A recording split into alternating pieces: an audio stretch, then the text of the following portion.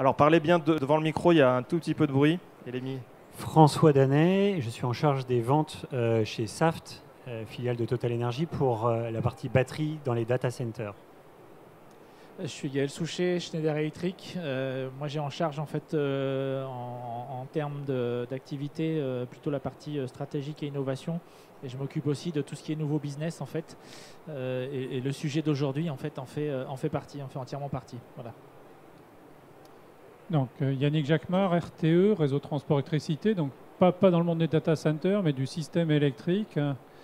Et moi, je suis directeur de l'économie du système électrique et donc en charge des études prospectives sur l'évolution du système et l'analyse des besoins de flexibilité, notamment la mise en place des marchés et l'évolution du réseau. Donc, le but est d'échanger sur les services et les possibilités offertes par le système électrique et les services que les data centers peuvent rendre au système électrique.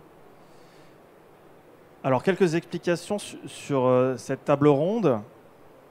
Jusqu'à présent, et pour ceux qui ont eu l'occasion en fait, de suivre quelques tables rondes des interventions précédentes à celle-ci, jusqu'à présent, le monde du numérique en général et du data center en particulier avait un peu comme credo « vivons heureux, vivons canchés ». C'était un secteur qui avait une croissance forte, mais dont personne ne se souciait, en tout cas en termes énergétiques. Et puis, il y a quelques mois, ou 1 ou 2 ans, on en parle beaucoup plus, que ce soit dans les salons ou dans les médias.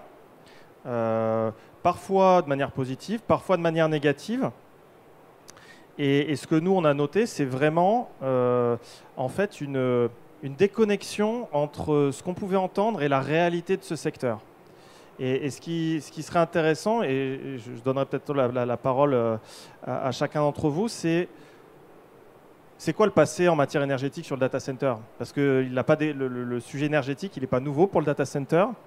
C'est un sujet nouveau pour le grand public et pour les pouvoirs publics, mais ça fait depuis le début de ce secteur-là qu'on en parle. Alors peut-être que ce soit du technologie ou Microsoft, comment vous avez depuis quelques années ou depuis des années abordé ce sujet de l'énergie? Donc pour ce qui concerne Microsoft, on en est, sauf erreur de ma part, à la 8e génération de data center.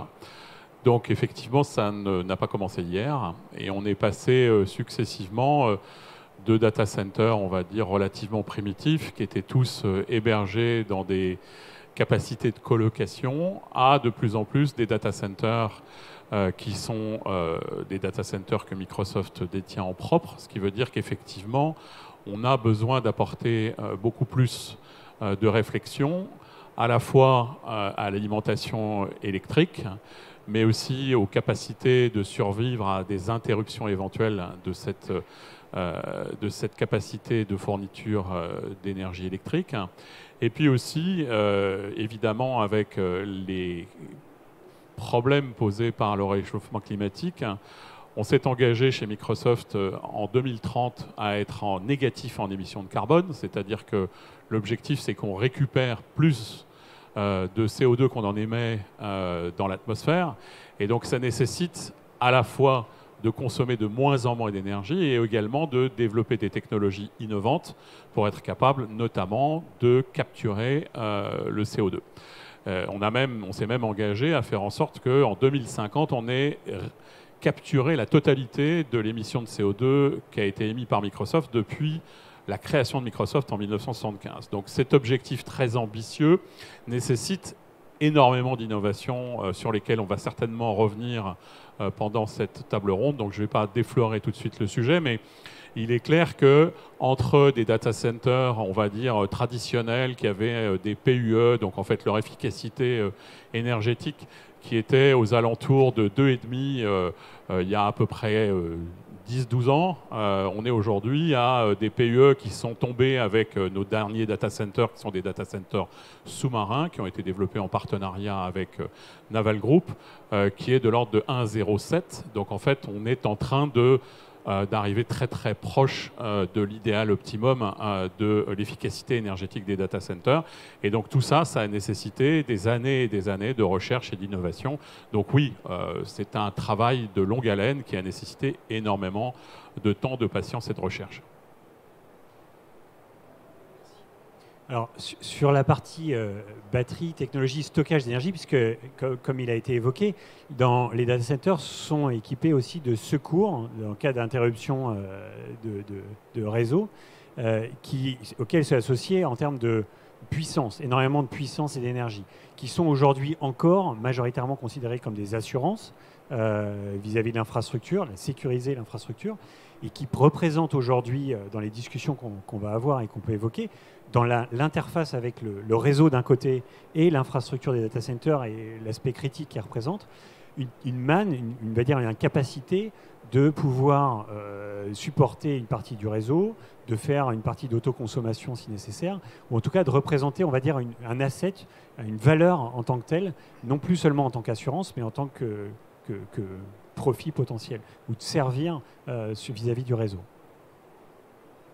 Je trouve que c'est bien parce qu'on est dans un ordre, on n'a pas fait exprès, mais on part du final et du design du data center et le stockage. Moi, je vais vous parler du powertrain et la distribution de l'énergie. C'est vrai qu'au niveau de la filière, il y a aussi énormément de choses qui ont été faites depuis des années pour améliorer les rendements et l'efficacité énergétique. On a beaucoup travaillé et on a beaucoup parlé souvent des UPS, mais il n'y a pas que ça. Il y a aussi des nouveaux modes d'opération, des nouvelles stratégies de développement de toute cette chaîne de distribution. Et c'est vrai que nous, on est au milieu de ça. C'est vrai qu'on avait l'impression à un moment d'être arrivé un peu à un optimum dans ce qu'on pouvait proposer, ce qu'on pouvait présenter.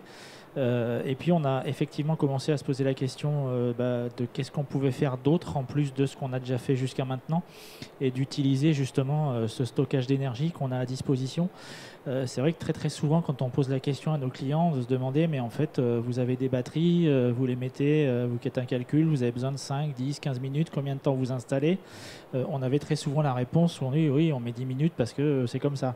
Et quand on questionnait, qu'on allait au bout, on s'aperçoit que finalement ce temps il n'était pas forcément nécessaire, il était souvent utilisé dans la transition avec le groupe électrogène qui transitait en 30 secondes à 1 minute maximum, et on s'est toujours posé la question.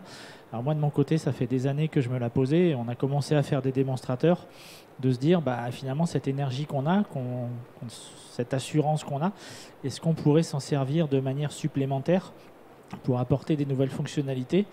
Alors moi, je suis français basé en France, mais je rayonne au niveau global et notamment en Europe, on a de plus en plus de demandes pour justement ce support au réseau.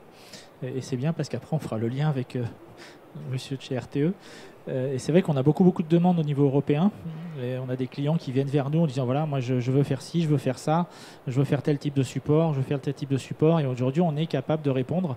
On a des solutions technologiques en fait qui existent pour apporter en fait cette réponse-là et apporter ce support en fait au réseau électrique avec l'inclusion de plus en plus des énergies renouvelables. On parle aussi de décarbonation, réduction du CO2 au niveau de la production.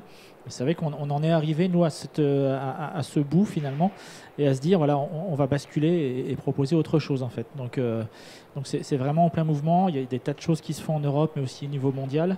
Après, chaque cas est différent. Il n'y a peut-être pas forcément les mêmes besoins en France. Et je pense que M. Jacquemart, vous pourrez nous en parler. Merci pour la transition. Effectivement, moi je ne vais pas parler de l'évolution de data center, mais dire effectivement les besoins spécifiques à la France. Donc déjà, côté système électrique, nous on fait un gros travail de prospective et dans les métiers de RTE, il y a le fait de garantir la sécurité d'approvisionnement à court et moyen terme et on est bien dans l'idée de toute façon d'accueillir tout ce qu'on peut pour décarboner l'ensemble des usages d'énergie au départ fossile et donc tous les nouveaux clients électriques. On a sorti un rapport il y a un mois qui n'est pas totalement passé inaperçu. Les gens ont retenu des aspects sur le nucléaire, mais il y a beaucoup d'autres aspects sur l'analyse de l'évolution de la demande dans ce rapport sur les 30 prochaines années. Donc c'est avec ça aussi que ça nous sert de guide. Et je vous remercie de la transition sur les services, parce que autant on a besoin de certains services, autant je vois parfois des choses qui sont un petit peu fantasmées sur on va avoir des réponses ultra rapides, on va venir secourir le réseau à la seconde, etc. Et en fait, les services sont quand même assez compartimentés. Et c'est vrai qu'en France, on n'a pas les mêmes besoins que dans d'autres pays, notamment insulaires. L'Irlande, beaucoup. Le Royaume-Uni a des besoins de réserve très rapides parce que c'est une île. Nous, on est quand même extrêmement connectés et donc les besoins de réserve rapides sont limités. Ils arrivent sur incident, des fois, dans des situations très exceptionnelles, mais ça arrive quand c'est une fois par an, on s'inquiète et on sort aussi un gros rapport. Par contre, on a des vrais besoins de modulation dans ce qu'on dit dans les études prospectives.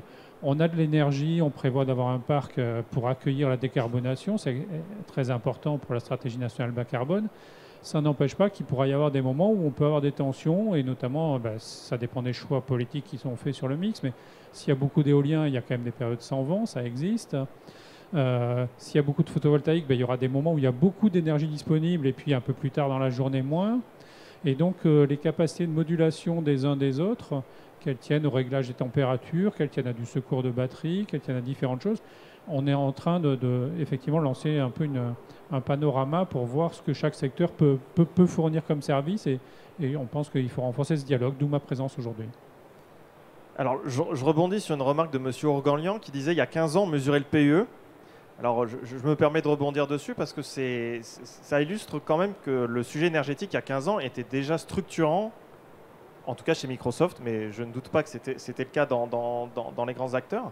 C'est que, et ça c'est peut-être, je prolonge ma question aussi aux industriels, c'est aussi les exigences du marché vis-à-vis de la performance énergétique des cases technologiques du data center. Donc il y a 15 ans, comment vous mesurez déjà le PUE? Et vous cherchiez déjà à le réduire? Je pense qu'il y a 15 ans, les motifs étaient probablement pas les mêmes. C'était quand même essentiellement des motifs de nature économique qui consistaient essentiellement à faire en sorte qu'on dépense un peu moins de courant pour faire la même chose. Donc c'est juste je dis, la gestion du bon père de famille, comme on dit. Hein. Donc il n'y avait rien de très très étonnant.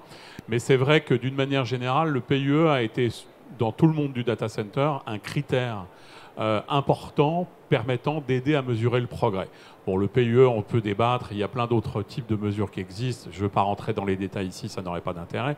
Mais d'une manière générale, à chaque fois qu'on a cherché à concevoir de nouveaux modèles de data center, c'était pour répondre d'une part à des questions autour de la consommation énergétique, mais aussi autour des capacités de modularité et de redondance. C'est-à-dire qu'on est passé par exemple par une étape où on a conçu des data centers capables d'héberger des containers, c'est-à-dire en fait un ensemble de 2500 à 4000 serveurs qui étaient livrés sur un camion qui était livré avec une grue installée dans le data center, et en gros entre 6 et 8 heures on avait les 2500 ou 4000 serveurs supplémentaires qui avaient été rajoutés ou éventuellement changés. Donc ça a été une étape. En fait, on s'est rendu compte que cette étape avait aussi un certain nombre d'inconvénients. Je ne vais pas trop rentrer dans les détails. Donc, on est revenu à des modèles, on va dire, un peu plus traditionnels de data center, avec la notion d'aller chaude, d'aller froide, des choses comme ça, mais dans une logique où on sait que cette évolution n'est pas encore suffisante, parce qu'il est nécessaire de refroidir différemment les serveurs. Et donc, ce sur quoi on travaille maintenant de manière active, et d'ailleurs les spécifications ont été publiées, d'ailleurs en open source, entre guillemets, lors de la réunion du dernier Open Compute Platform Forum, qui a eu lieu il y a à peu près 2 mois.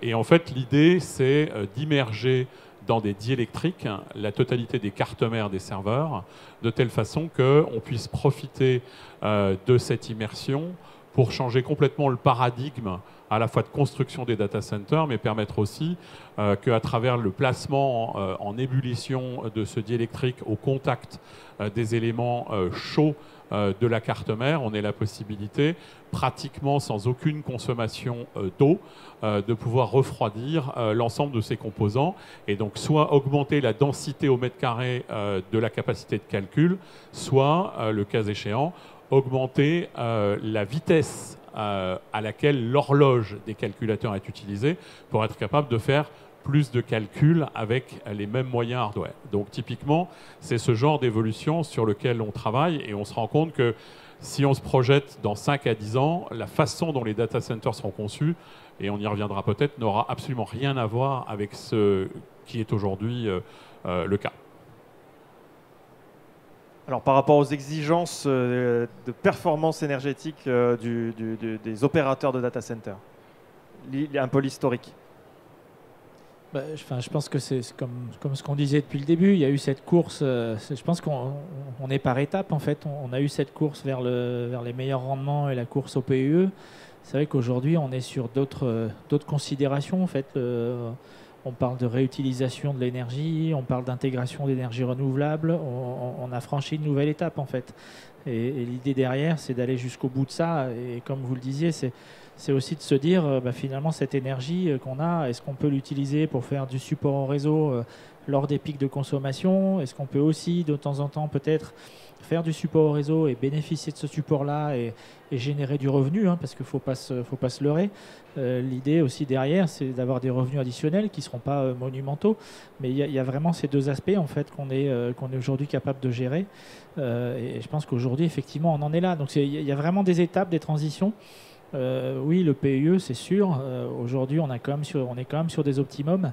Maintenant, on a une étape de se dire, voilà, qu'est-ce qu'on peut faire de cette énergie qu'on a et c'est ça qu'on discute, c'est ça qu'on intègre aussi. Alors, c'est aussi discuté de plus en plus, même à niveau européen. Moi, je fais partie du CGGDC, le Coordination Group of Green Data Centers, et on parle de tous ces sujets-là. Peut-être que demain, ça passera même des niveaux avec les commissions européennes, on n'en sait rien.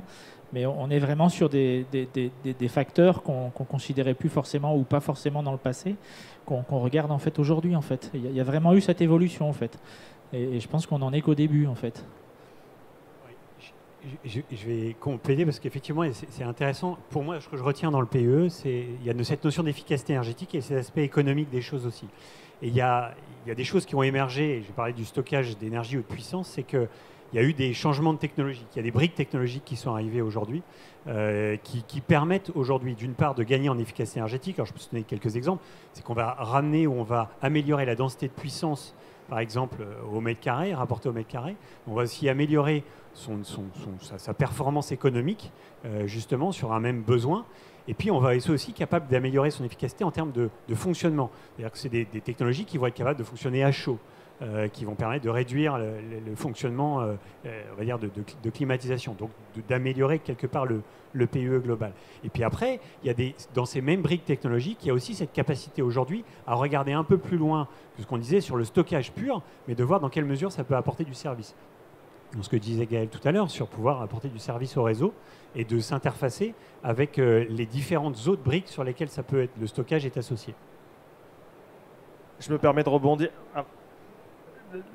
à nouveau sur une remarque qui, ni vue ni connue de M. Rougorlian, mais qui disait pour des sujets, on suivait le PUE pour de bêtes raisons économiques, et je pense que c'est le grand malentendu en fait entre je pense que les autres tables rondes en ont discuté, et on va en parler, ça me permettra de faire une transition, mais finalement, le pouvoir, le public et on va dire par extension le pouvoir politique exprime une volonté de réguler le data center en partant du principe qu'il ne travaillait pas sur l'efficacité énergétique. Il y a plein de secteurs, je peux prendre le bâtiment, où c'est compliqué de parler d'efficacité énergétique. Ce sujet-là, parce qu'il est économiquement structurant, la filière a parfois eu tendance à ne pas valoriser ses efforts. Et c'est là où il y a peut-être un grand effort pédagogique. Je pense notamment à la table ronde où il y avait des grands de la colocation qui discutaient de ça. Il y a un gros sujet pédagogique pour dire que ça fait 15 ans, mais pour des raisons économiques, que le secteur fait des efforts en matière d'efficacité énergétique. On arrive au bout en fait de cette logique-là, et ça me permet aussi de discuter du présent. Vous l'avez tous un peu évoqué, et là j'aimerais bien plutôt donner la parole à RTE, puisque on a tout. En tout cas, moi j'ai lu avec attention le travail prospectif publié il y a quelques semaines. Une question bête. Comment se situe... Alors vous êtes là aujourd'hui, donc vous avez exprimé qui veut dire quelque chose en termes d'intérêt. Comment vous avez identifié le numérique en fait dans votre radar de gestionnaire de réseau de transport? D'abord, on voit bien depuis quelques années effectivement les puissances augmenter et le secteur prendre de l'impact. On avait une discussion avant pour dire Enedis, RTE, c'est différents niveaux de tension, différents niveaux de puissance, et on voit bien sur les réseaux de tension arriver des centres de calcul. Après, au niveau global de l'équilibre du système France, c'est une activité en croissance. Il y a des secteurs qui croissent en consommation, d'autres un peu moins, parce qu'ils sont plus matures, ça ne veut pas dire qu'en volume, mais ils sont aussi sensibles à l'efficacité énergétique. Donc nous, on suit ça de près pour regarder les besoins du système demain. C'est notre rôle quand même de le dimensionner. Mais la façon dont on le voit, ça fait partie maintenant des secteurs qui vont être importants. Et on fait le tour et on essaye de voir, et je serais intéressé d'apprendre les nouvelles technologies qui arrivent, etc. Parce que les types de services ne sont pas forcément les mêmes. Et les types de modes de consommation ne sont pas forcément les mêmes. Nous, un des grands enseignements qui passe au second plan par rapport au débat politique, mais un des grands enseignements techniques de nos études sur le rapport, c'est que globalement, la consommation d'énergie va augmenter, mais pas le besoin, ce qu'on appelle à la pointe. Vous savez, quand on surveille l'hiver, si on aura assez de centrales pour alimenter tout le monde, le besoin en puissance va à peu près stagner, du fait de l'efficacité énergétique dans tous les secteurs. Donc c'est vrai y compris pour le chauffage, c'est vrai dans le résidentiel qui va baisser. Et donc on regarde ces évolutions de courbe de charge, mais du coup on regarde aussi, nous notre rôle c'est de gérer à chaque seconde en fait l'équilibre. Et donc on regarde beaucoup ces questions de puissance. Et donc effectivement on a cette analyse des services qu'on peut avoir. Alors comme je disais, moi je pense, nous, on place plus de valeur sur des services à quelques heures que des services à quelques secondes, sauf aléas, sauf situation très particulière. Donc, c'est tout ce dialogue-là qu'on souhaite initier, si vous voulez. On va vers un système où il y aura quand même moins de moyens centralisés en France et encore plus en Europe. Et donc, on a besoin de faire intervenir l'ensemble des acteurs. Et puis, c'est notre rôle à nous, en tant que service public, de faire intervenir les acteurs les plus compétitifs et les moins chers sur chaque service. Et donc le secteur du numérique, c'est une technologie, c'est un type d'usage. Il y en aura d'autres qui vont arriver avec la décarbonation. Il faut qu'on regarde effectivement ce dialogue-là. Un, les alimenter évidemment, et deux, le type d'échange qu'on peut avoir fructueux pour chacune des parties. Alors j'aimerais redonner la parole à Monsieur Ourganlian, peut-être en lui posant la question de l'évolution de la politique de Microsoft sur le sujet, peut-être à un niveau... ce qui est intéressant, c'est pas de rester centré sur la France, mais c'est aussi d'élargir nos horizons. Vu de notre fenêtre, il y a eu un point d'inflexion chez les grands acteurs du numérique américain. C'était, et certains s'en souviennent peut-être, c'était juste avant le premier confinement. C'était les grands incendies en Californie. Et on a observé vraiment un engagement, à partir de ce moment-là, beaucoup plus fort des grands acteurs qui, au-delà de ce qu'on appelle les PPA, donc les Private Purchase Agreements, donc le fait de compenser annuellement la consommation des infrastructures par de l'achat de production renouvelable. On est passé typique, par exemple, sur un objectif, et je crois que c'est l'objectif de Microsoft, d'être 0% carbone ou 100% renouvelable à tout instant, ce qui est quand même un changement majeur de la manière dont on gère l'approvisionnement et la consommation d'énergie. Est-ce que vous avez observé ce changement et comment il se concrétise? Alors, oui, dans les engagements publics qu'on a pu prendre en matière de préservation de l'énergie et de diminution de notre empreinte carbone, ça c'est sûr.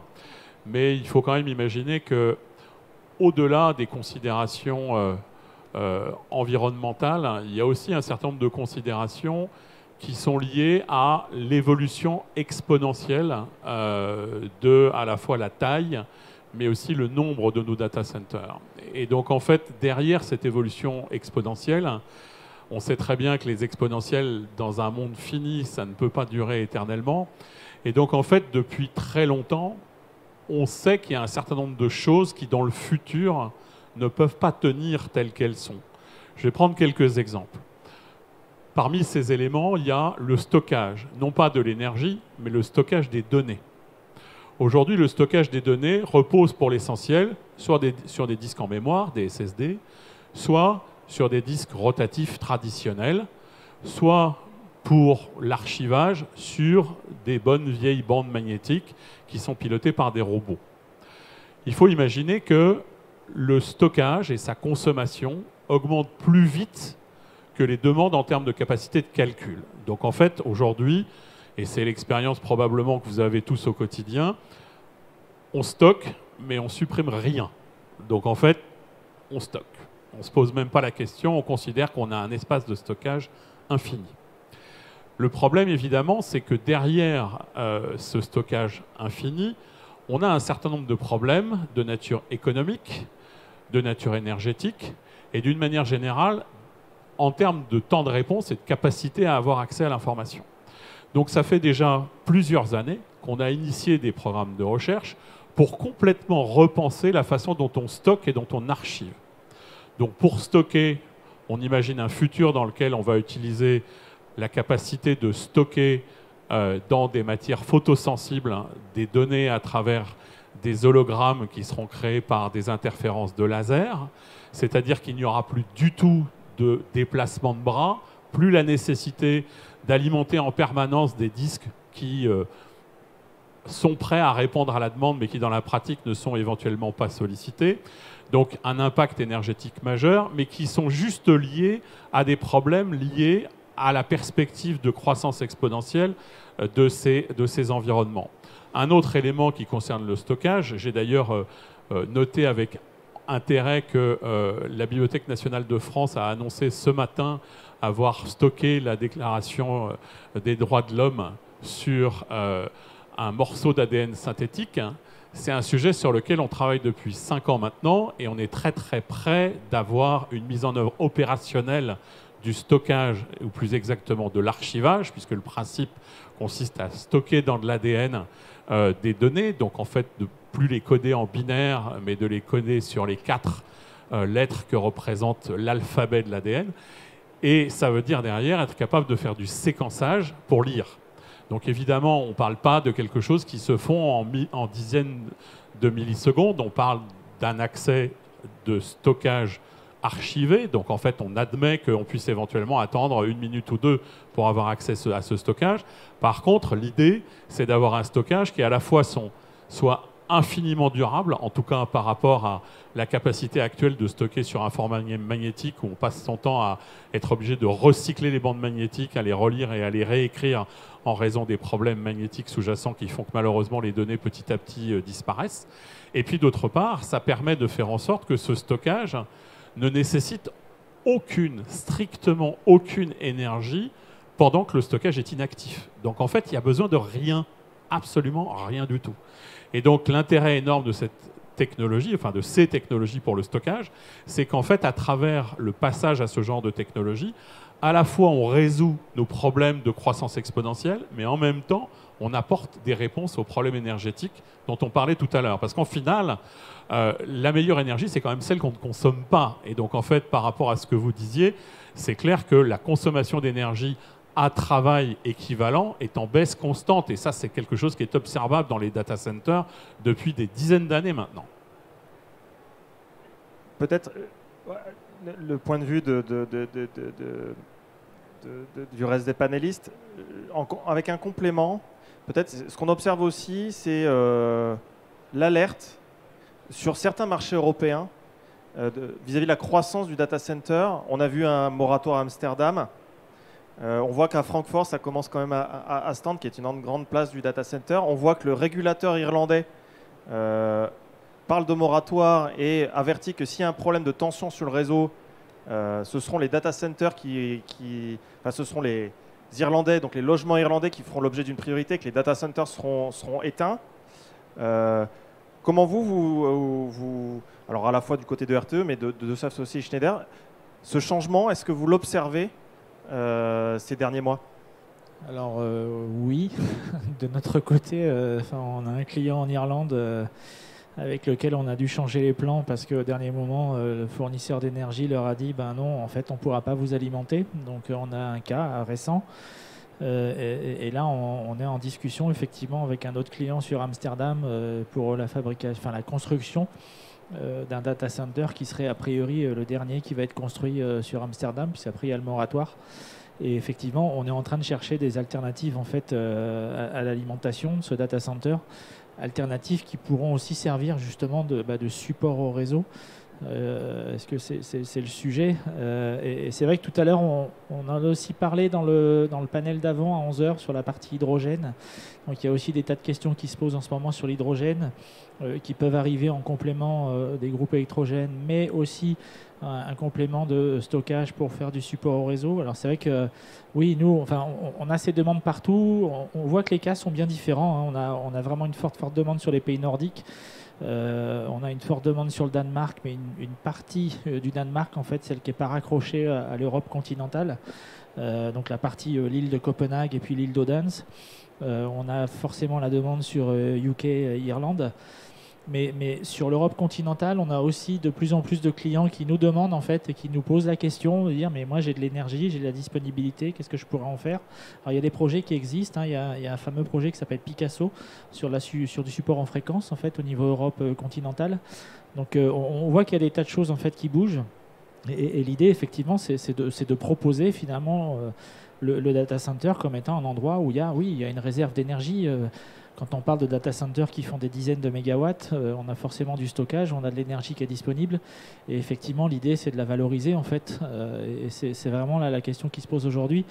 Et qui rentre aussi en parallèle du fait que, bah oui, on voit qu'il y a des endroits, en fait, où on n'a plus d'énergie, en fait. Et clairement, il faut qu'on change les plans, qu'on voit les choses, en fait, différemment. En fait, c'est vraiment la question du moment, là. Et oui, on a des exemples en ce moment. C'est assez compliqué, en fait, à gérer.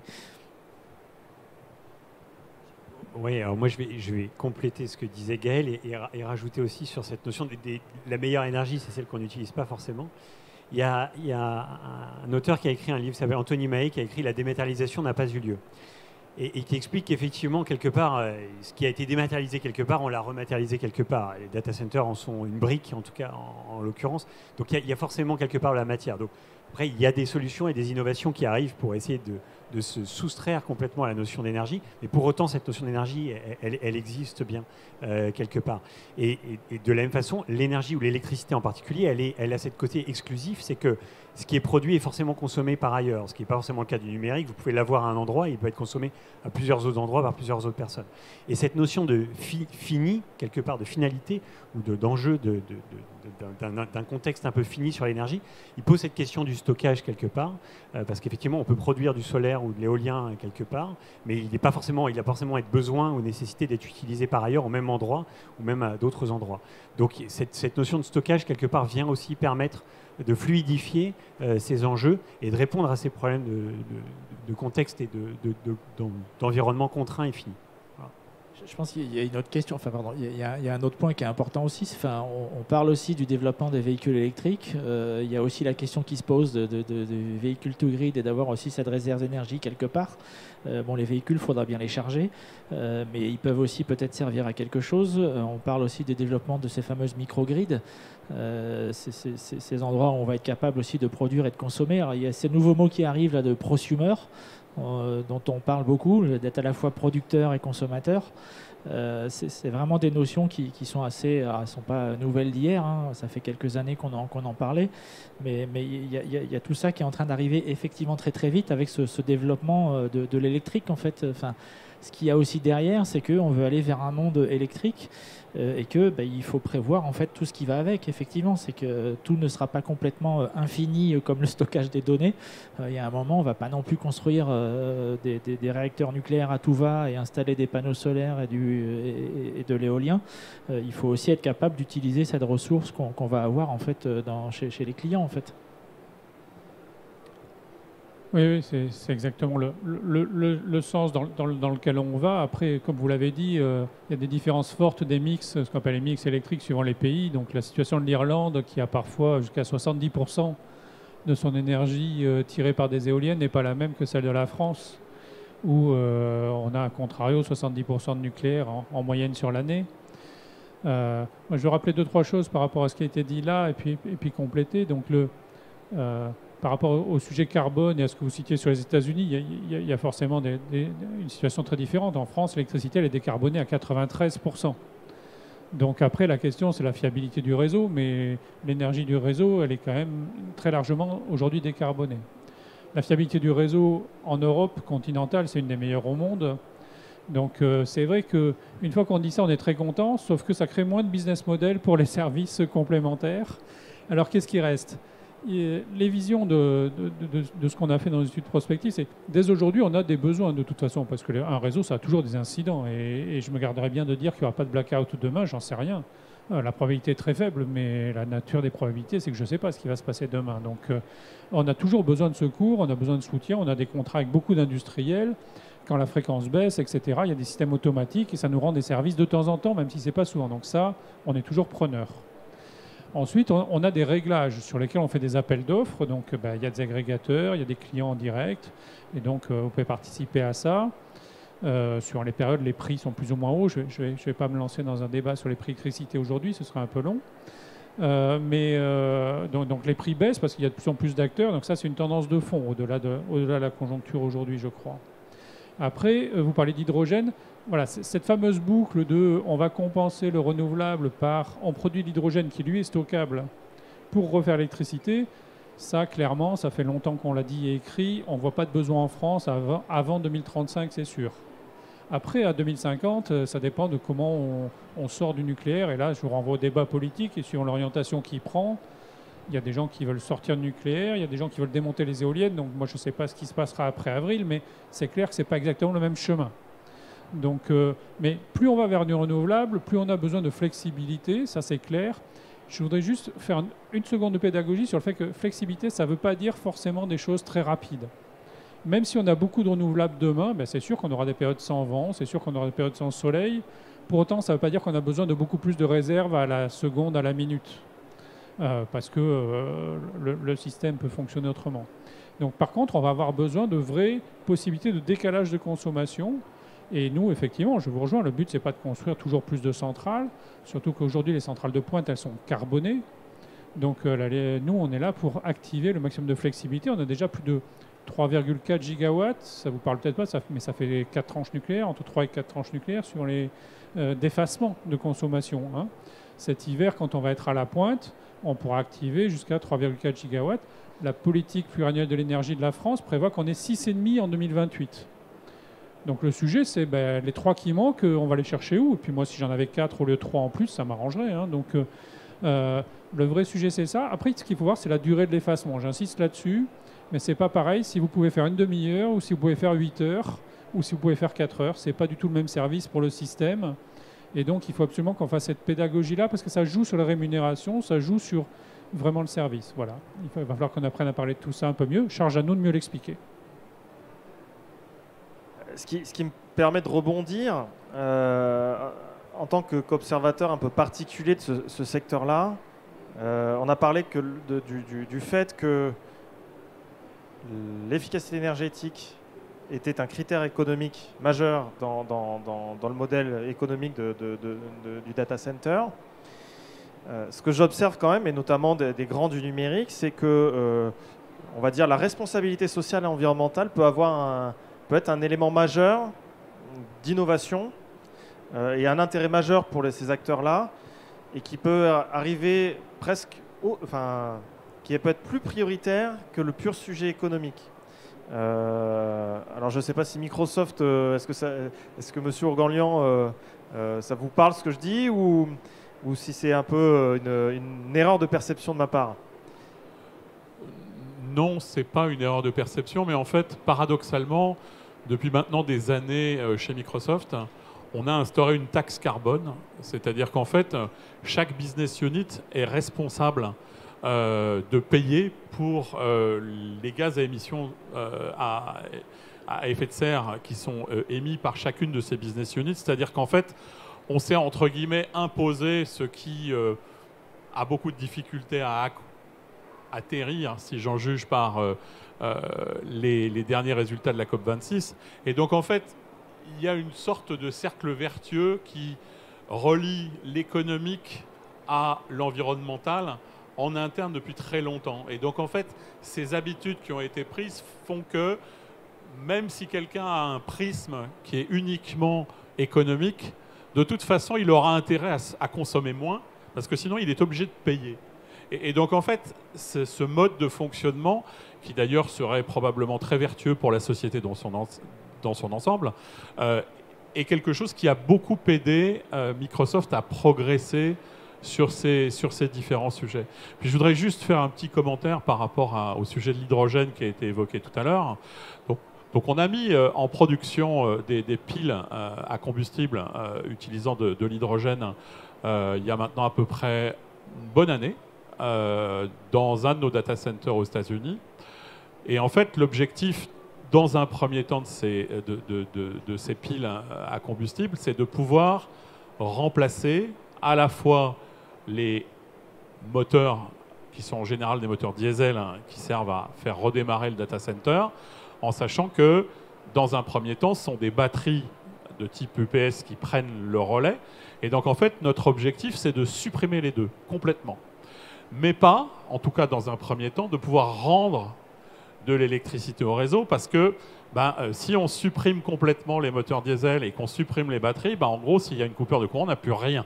Donc en fait, dans un premier temps, l'objectif, c'est de pouvoir mettre en production et de regarder quels sont les problèmes que l'on rencontre dans la mise en œuvre industrielle de ces piles à hydrogène.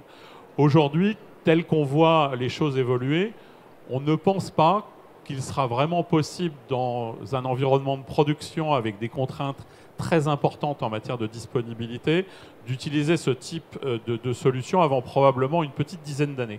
Mais on n'est pas encore aujourd'hui à une vraie capacité de complètement se passer des moyens traditionnels qui permettent aux data centers de fonctionner en matière énergétique, à savoir batterie et moteur. Alors évidemment, on peut essayer de remplacer les moteurs diesel par des moteurs un peu plus propres, ça c'est, on va dire, l'évidence, mais on reste quand même subordonné à ce type de fonctionnement parce qu'on n'est pas prêt à généraliser l'utilisation des piles à combustible sur l'ensemble de nos data centers. On considère que la technologie n'est pas encore suffisamment mature à ce stade.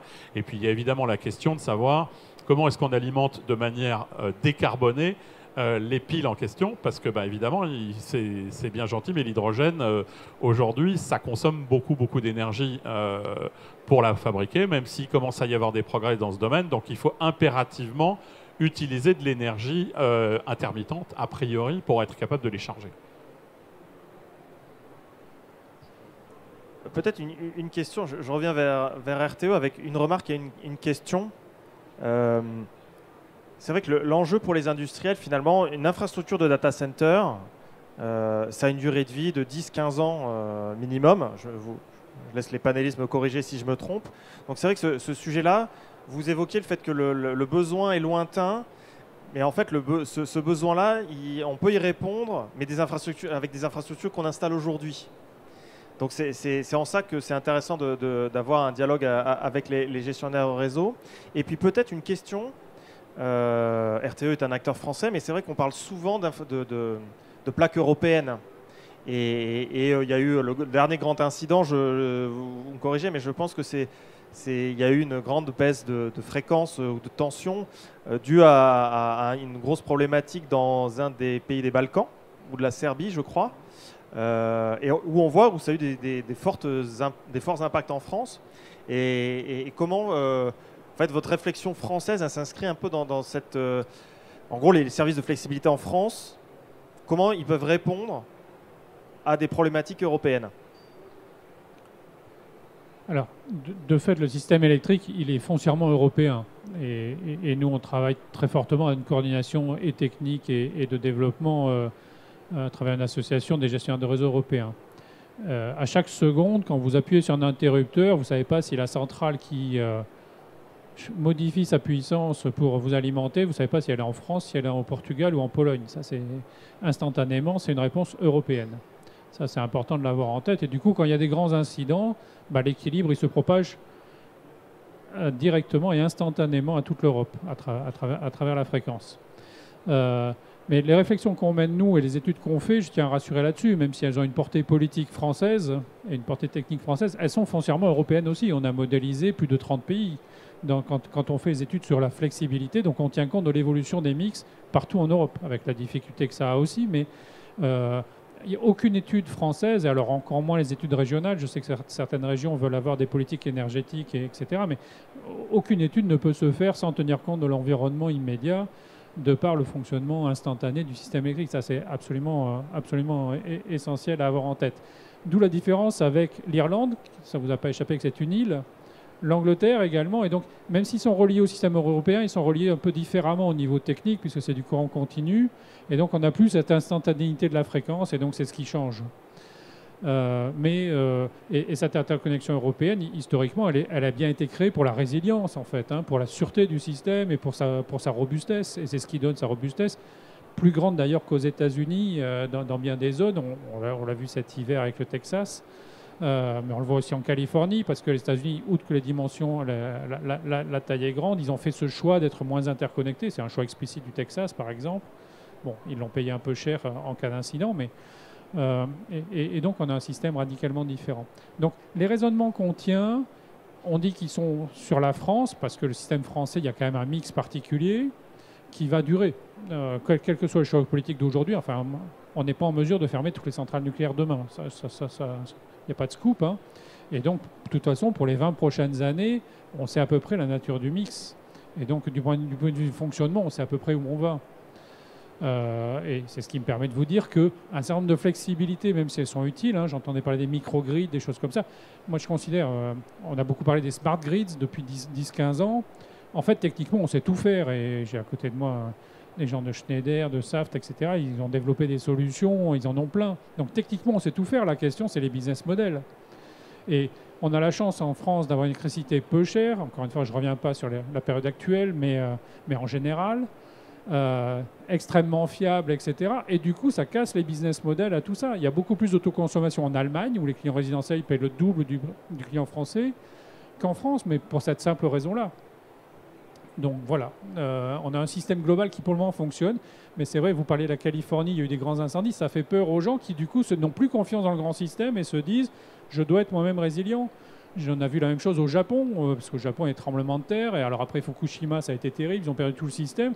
Et du coup, ils ont développé beaucoup de critères de résilience par batterie, mais parce qu'ils n'ont pas confiance dans l'infrastructure globale. On a la chance qu'en France, j'espère, en tout cas, vous ne me mentirez pas, pour le moment, on a encore confiance dans notre système électrique. Donc du coup, ça évite de faire du surinvestissement qui est à la fois onéreux en argent et en matière aussi, et donc écologiquement.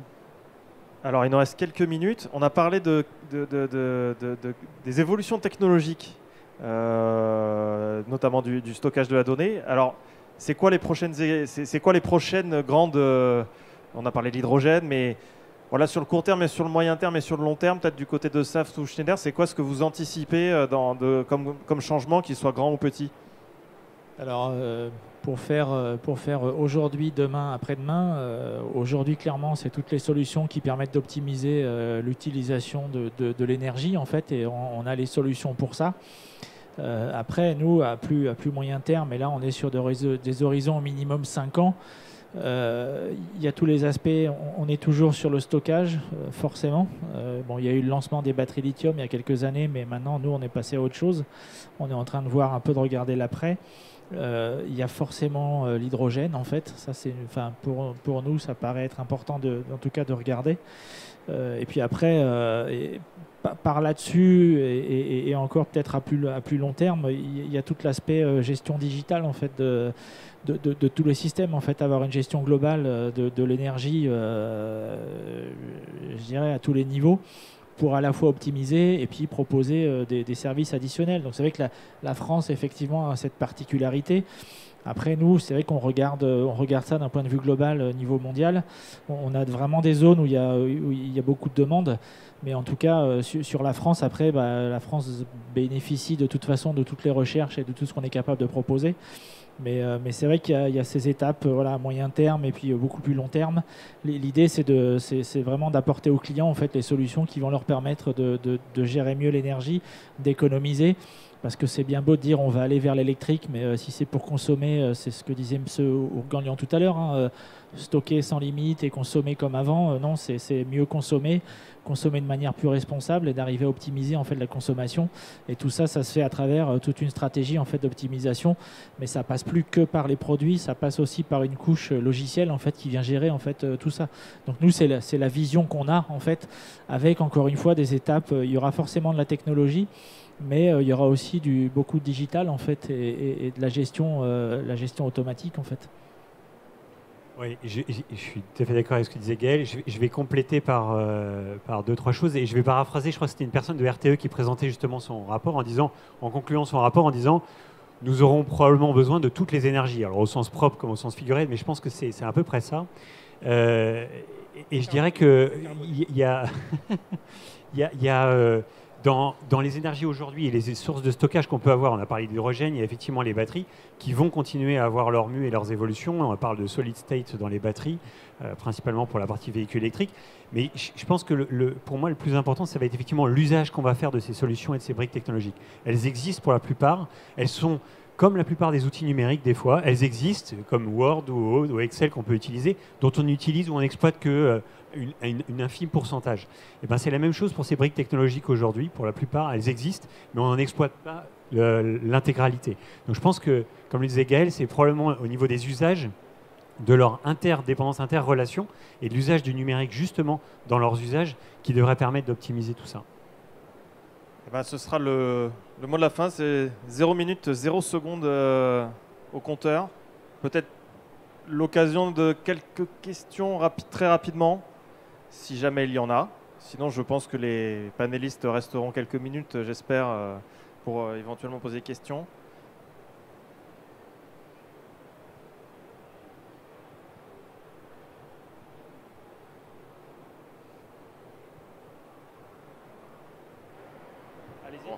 C'est pas grave. Non, c'est bon? Ah oui, pardon. D'abord, merci beaucoup à tous les intervenants. J'avais une question qui s'adresse à tous, peut-être plus spécifiquement à M. Ourganlian qui a cité le point. Vous disiez que dans 5-10 ans, la conception des data centers n'aurait plus rien à voir avec ce qu'il y a aujourd'hui. Or, quand on regarde les dernières constructions, elles ressemblent quand même beaucoup à ce qui existait il y a encore 5 ans. Peut-être il y a eu des évolutions, mais pas de révolution. Donc, où est-ce que vous voyez, vous, les points de rupture qui pourraient impacter non seulement le contenu, c'est-à-dire les serveurs, les données, mais également les contenants en termes des corps d'état techniques qui sont appelés à intervenir pour que justement un bâtiment soit un vrai data center? Au niveau des contenants, c'est vrai qu'aujourd'hui, la plupart des data centers, ils sont dans la plupart des livres comptables amortis sur 15 ans. Donc en fait, on n'imagine pas, je ne parle pas de ce qui est dedans, mais le génie civil, etc. Donc les évolutions majeures, elles sont probablement dans la capacité de construire des data centers en n'utilisant pas de béton fabriqué à partir de ciment. Donc ça, c'est plutôt les évolutions sur la capacité finalement à fabriquer des matériaux de construction qui ne nécessitent pas le même niveau de consommation énergétique. Mais en dehors de ces considérations, à l'intérieur, il y a énormément de choses qui vont changer. Donc j'ai parlé du stockage, on pourrait parler du réseau. Aujourd'hui, quand on regarde n'importe quel équipement réseau, on passe son temps à transformer des photons en électrons dans des routeurs, des switches, et à nouveau en photons. Donc en fait, l'évolution logique, c'est de rester en photons de bout en bout. Donc en fait, parmi les évolutions qui vont arriver, je pense, le plus vite, c'est la capacité de transformer les équipements réseau qui aujourd'hui reposent sur du silicium, sur de la photoélectronique, donc sur de la photonique sur silicium, et qui finalement permet d'avoir une capacité d'échanger des données et de les router ou de les switcher de bout en bout. Ça, c'est une évolution qui est déjà vraiment en marche. Parmi les évolutions qui vont également venir et qui, elles, vont avoir pour le coup des conséquences sur la façon dont les data centers sont conçus, c'est ce dont je parlais à propos du fait de immerger la totalité des racks et la totalité des cartes mères dans du liquide, ou plus exactement dans des diélectriques, de telle façon qu'on change complètement le modèle de refroidissement utilisé au sein des data centers. Ça veut dire par exemple qu'il va falloir disposer d'outils robotiques, notamment des bras articulés automatiques, capables d'aller chercher les composants en panne à l'intérieur de ces containers, de les sortir et de les envoyer à la réparation. Ça, c'est le genre d'infrastructure qui n'existe pas dans les data centers aujourd'hui. Mais il faut considérer que dans un futur relativement proche, tout ce qu'on voit en termes de tours de réfrigération, utilisation de refroidissement adiabatique, etc., qui sont les technologies, entre guillemets, de pointe au niveau des data centers aujourd'hui, tout ça, ça va disparaître. Donc ça, c'est effectivement des changements importants. Mais par contre, on continuera d'avoir des murs, on continuera d'avoir une sécurité d'accès. Enfin, ces choses-là vont pas changer. Je dirais que le seul changement majeur, à mon sens, c'est probablement le remplacement du béton, tel qu'on le connaît aujourd'hui. Est-ce qu'il y a encore une question ou est-ce qu'on clôt cette table ronde? Je vois que le panéliste de la prochaine table ronde, je pense, vient d'arriver. Merci beaucoup à tous les panélistes. Merci de nous avoir écoutés. Et puis, si certains ou certaines veulent poser des questions, n'hésitez pas à vous rapprocher de la scène. Merci. Bonne journée.